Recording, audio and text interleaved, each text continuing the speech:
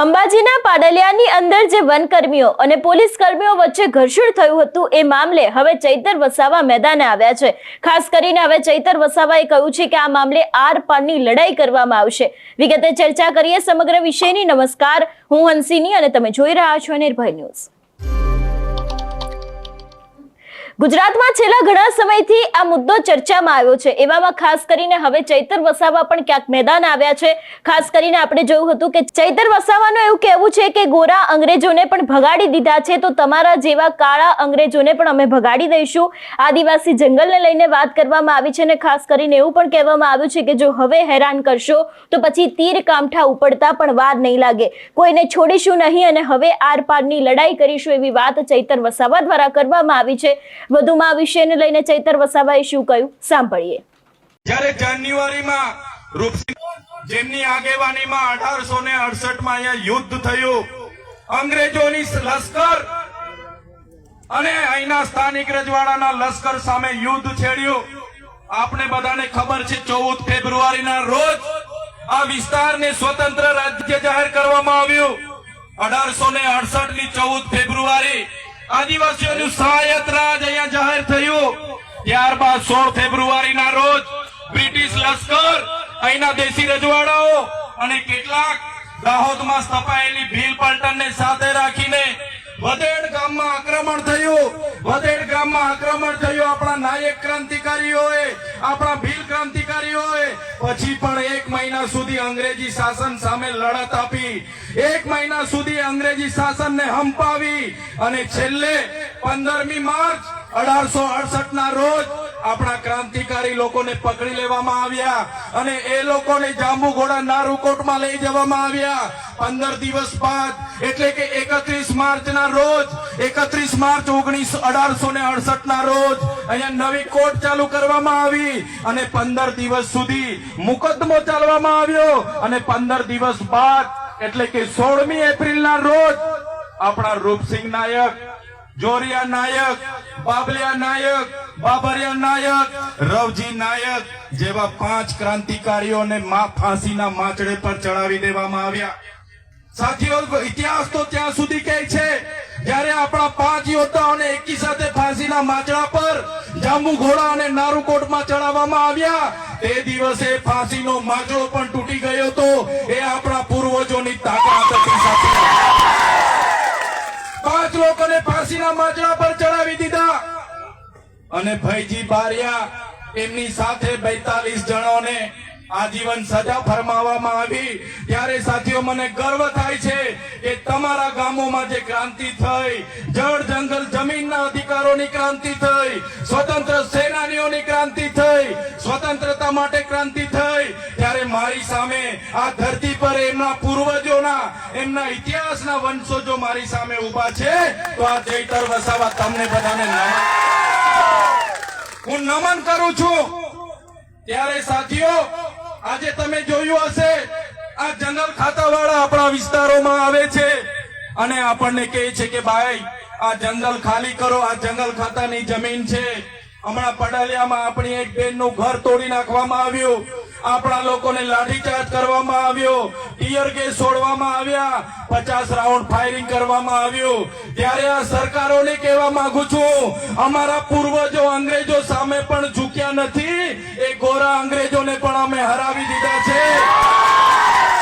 ત્યારે આ આદિવાસી સમાજ એવો છે કે ગોરા અંગ્રેજોને પણ અહીંયાથી ભાગવું પડ્યું હતું, ત્યારે તમારા જેવા કાળા અંગ્રેજોને પણ અમે ભગાડી દઈશું।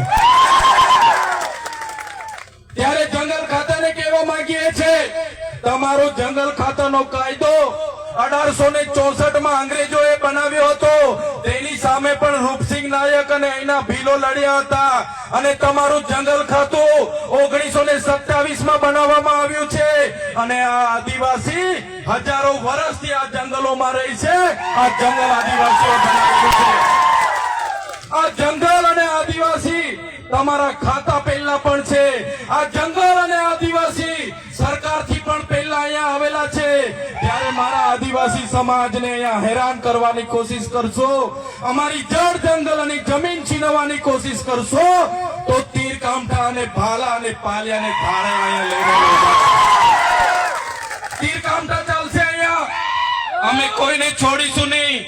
અમે આદિવાસી સંવિધાનમાં માનીએ છીએ, સંવાદમાં માનીએ છીએ. અમે આદિવાસી પ્રકૃતિ સાથે, જંગલ સાથે, નદીને માતા માનવા વાળા છે, સૂર્ય અને ચંદ્રને દેવ માનવા વાળા છે. અને અમારા જ આદિવાસીઓને તમે અમારી પ્રકૃતિ, અમારી સંસ્કૃતિ, અમારા સમાજ, અમારા ગામ, અમારા જંગલથી છીનબીન કરવાની વાત કરશો, અમારી જમીનો છીનવવાની વાત કરશો, તો આવનારા દિવસોમાં આ વિસ્તારમાં પણ અમે આર પારની લડાઈ કરવા માટે તૈયાર છીએ.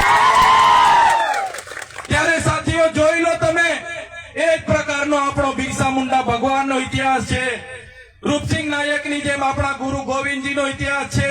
એ જ પ્રકારે આપણે ખાજ્યા નાયક, એ જ પ્રકારે ટાટિયા મામા ભીલ આપણા અંગ્રેજો સામે લડ્યા. દેશને જયારે આઝાદી મળી, આપણને હતું કે લોકશાહીમાં આપણને બધાને સમાનતામાં લાવશે, આપણો વિકાસ થશે, આપણી જમીનોને સિંચાઈનું પાણી મળશે, આપણા બાળકોને શિક્ષણ મળશે, આપણા યુવાનોને રોજગારી મળશે. પણ આજે આ સરકારો એમના ઉદ્યોગપતિઓના લીધે આપણી જમીનો છીનવી રહી છે.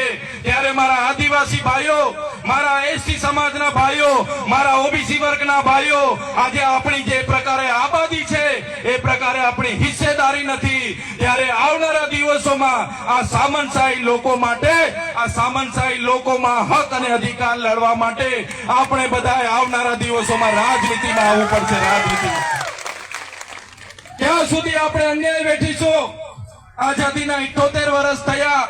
સરકાર એક બાજુ અમૃત મહોત્સવ કાઢે છે, વિકાસ પર્વની ઉજવણી થાય છે, વિકાસ મહોત્સવો ચાલે છે. આ ઉત્સવોમાં કરોડો ને અબજો રૂપિયાના એમના તાયફાઓ થાય છે. આજે અમારા બાળકો માટે શિક્ષણ નથી. આજે અમારા બાળકો સિકલ સેલથી પીડાય છે, કુપોષણથી પીડાય છે. આજે પીવાના પાણી માટે અમારી બહેનોને વલખા મારવા પડે છે. અહીંયા રોડ માટે આંદોલનો થાય છે, આ વિસ્તારની જમીનોના સિંચાઈના પાણી માટે આંદોલનો થાય છે. ત્યારે સાથીઓ, આ સરકાર, એમનું મંત્રીમંડળ બદલે છે, પણ જો આપણે આપણા લોકોના વિકાસ કરવો હશે, આપણા લોકોનું ઉત્થાન કરવું હશે, તો આપણે મંત્રીમંડળ નહીં, આપણે આ સરકારને બદલી નાખવી પડશે. ખાસ કરીને ચૈતર વસાવાએ ક્યાંક ને ક્યાંક અહીંયા વાત મંત્રીમંડળને લઈને પણ કરી છે. ચૈતર વસાવાએ સીધું જ કહ્યું છે કે જે રીતે અત્યારે હાલ મંત્રીમંડળ બદલાયું છે, એવી જ રીતે 2027ની અંદર આખી સરકાર બદલાવી પણ ખૂબ જરૂરી છે, એવી વાત ચૈતર વસાવા દ્વારા કરવામાં આવી છે. અને ખાસ કરીને જે અંબાજીના પાડલિયાની આ સમગ્ર ઘટના સામે આવી હતી, એ ઘટનાને લઈને પણ ક્યાંક ચૈતર વસાવા ફરી એક વખત મેદાને આવ્યા છે અને સીધું જ કહેવામાં આવ્યું છે કે હવે આર પારની લડાઈ લડવામાં આવશે ને કોઈને છોડવામાં આવશે નહીં. તમારું શું માનવું છે વિષયને લઈને અમને કમેન્ટ કરીને ચોક્કસથી જણાવજો. તેની સાથે અમારી ચેનલ નિર્ભય ન્યૂઝને લાઇક, શેર અને સબસ્ક્રાઇબ કરવાનું ભૂલશો નહીં. નમસ્કાર.